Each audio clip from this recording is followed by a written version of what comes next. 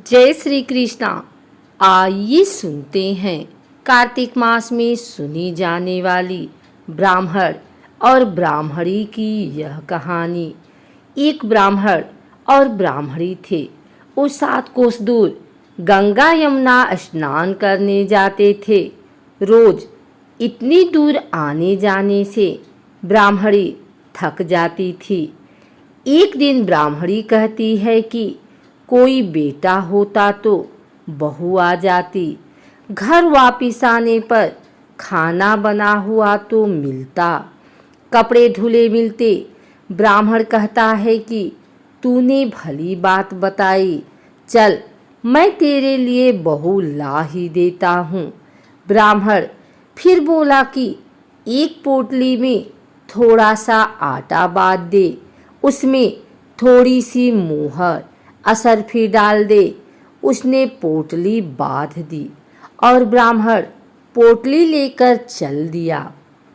चलते चलते कुछ ही दूर एक गांव में यमुना जी के किनारे बहुत सारी सुंदर लड़कियां अपने घर बनाकर खेल रही थी।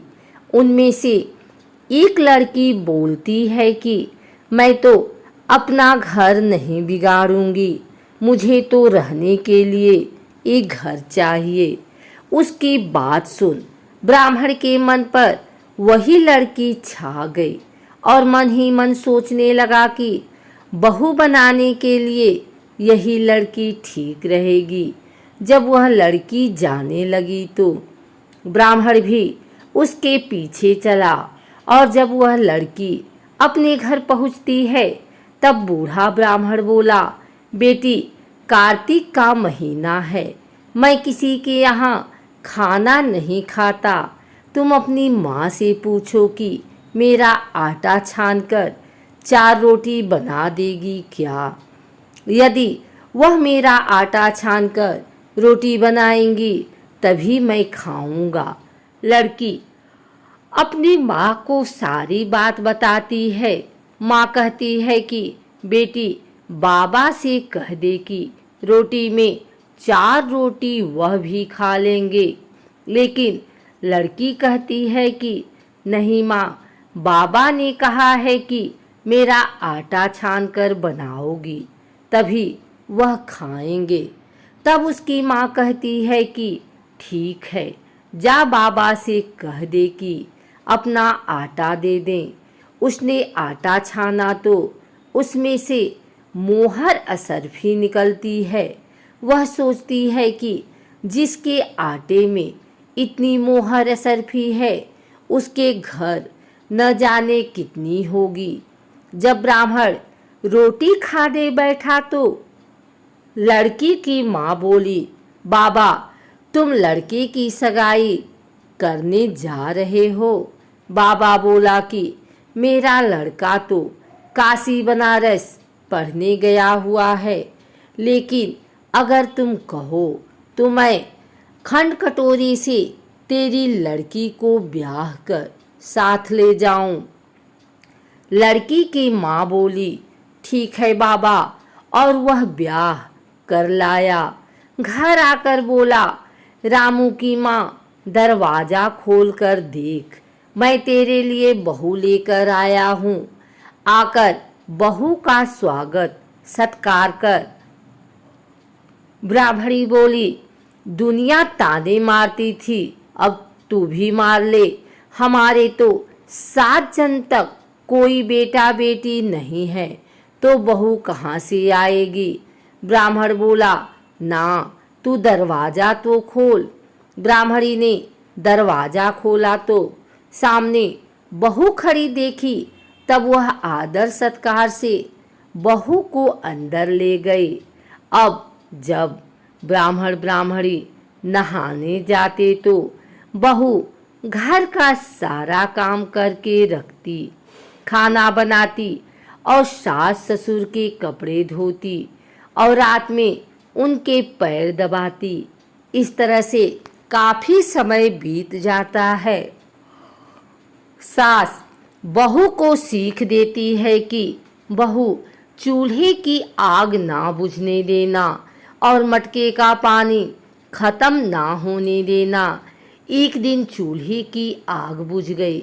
बहू भागी भागी पड़ोसन के घर गई और बोली, मुझे थोड़ी सी आग दे दो, मेरे चूल्हे की आग बुझ गई है। मेरे सास ससुर सुबह 4 बजे से बाहर गए हुए हैं और वे थके हारे वापिस आएंगे। मुझे उनके लिए खाना बनाना है। पड़ोसन कहती है, अरे तू तो बावली है, तुझे तो ये दोनों मिलकर पागल बना रहे हैं। इनका ना कोई बेटा है और ना ही कोई बेटी है। बहू बोली, ना ना, आप ऐसे मत बोलो, क्योंकि इनका बेटा काशी बनारस पढ़ने गया है। पड़ोसन फिर बोली, अरे तुझे ये झूठ बोलकर लाए हैं, इनका कोई बेटा नहीं है। अब बहू पड़ोसन की बातों में आ गई और कहने लगी कि अब आप ही बताओ मैं क्या करूं। पड़ोसन कहने लगी, करना क्या है, जब सास ससुर आए तब जली फूकी रोटी बना देना, अलुनी पलनी दाल बना देना, खीर की कलछी दाल में और दाल की कलछी खीर में डाल देना। बहू पड़ोसन की सारी सीख लेकर अपने घर आ गई और जैसा पड़ोसन ने बताया वैसा ही उसने किया। जब सास ससुर घर आए तब भूखों का कोई आदर सत्कार बहू ने नहीं किया और ना ही उनके कपड़े धोए। जब सास ससुर को खाना दिया तो सास बोली, बहू ये जली फूकी रोटी क्यों है और दाल भी अलूनी है। बहू पलटकर जवाब देती है कि आज यही खाओ सासू जी, अगर एक दिन ऐसा खाना खा भी लिया तो तुम्हारा कुछ बिगड़ नहीं जाएगा। मुझे तो जीवन भर ही अनूठी रहना है। बहू की बातें सुनकर सास बोली कि आज तो बहू ने अच्छी सीख नहीं सीखी। अब बहू फिर से पड़ोसन के घर भागती है और कहती है कि अब आगे बताओ कि मुझे क्या करना है। पड़ोसन बोली कि अब तुम 7 कोठों की चाबी मांग लेना। अगले दिन जब सास जाने लगी तो बहू अड़ गई कि मुझे तो 7 कोठों की चाबी चाहिए। तो ससुर कहने लगा कि दे दो इसे चाबी, आज नहीं तो कल चाबी इसे ही देनी है। हम आज हैं कल नहीं, इसलिए चाबी दे दो। सास ससुर के जाने के बाद बहू ने कोठी खोलकर देखे तो किसी में अन्न भरा है, किसी में धन भरा है, किसी में बर्तन भरे हैं, सभी में अटूट भंडार भरे पड़े हैं। जब बहू ने 7वां कोठा खोला तो उसमें महादेव जी, पार्वती जी, गणेश, लक्ष्मी जी, पीपल पथवारी, कार्तिक के ठाकुर, राई दामोदर, तुलसा जी का बिड़वा, गंगा यमुना बह रही हैं। 36 करोड़ देवी देवता भी विराजमान हैं और वहीं एक लड़का चंदन की चौकी पर बैठ माला जप रहा है। सब देख बहू लड़के से कहती है, तू कौन है? लड़का कहता है कि मैं तेरा पति हूँ, दरवाजा बंद कर दे, जब मेरे माँ बाप आएंगे तब खोलना।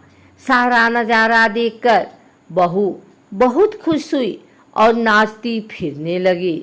16 श्रृंगार कर सुंदर वस्त्र पहन ओढ़ सास ससुर का इंतजार करने लगी।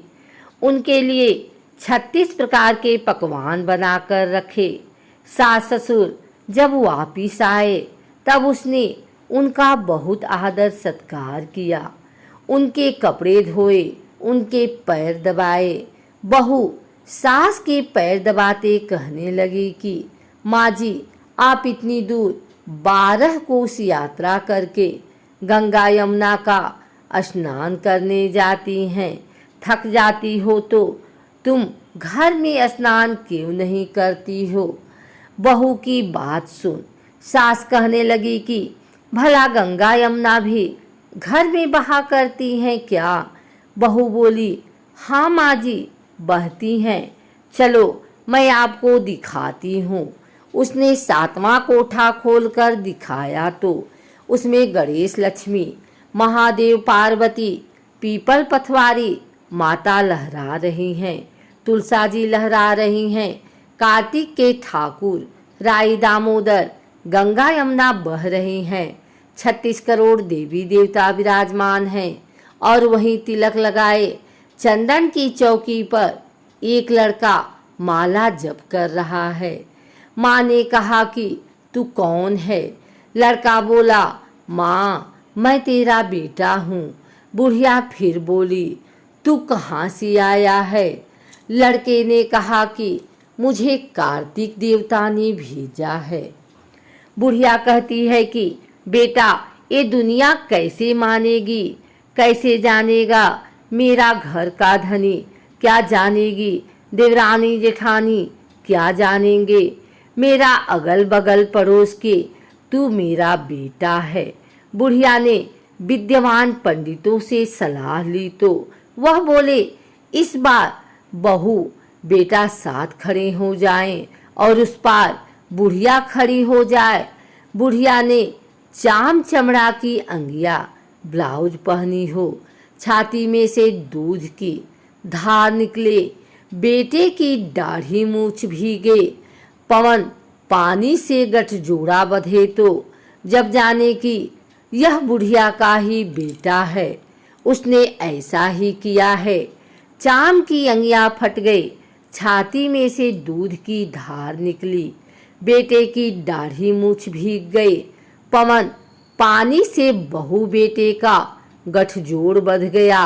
ब्राह्मण ब्राह्मणी की खुशी का पार न रहा, वे बहुत खुश हुए।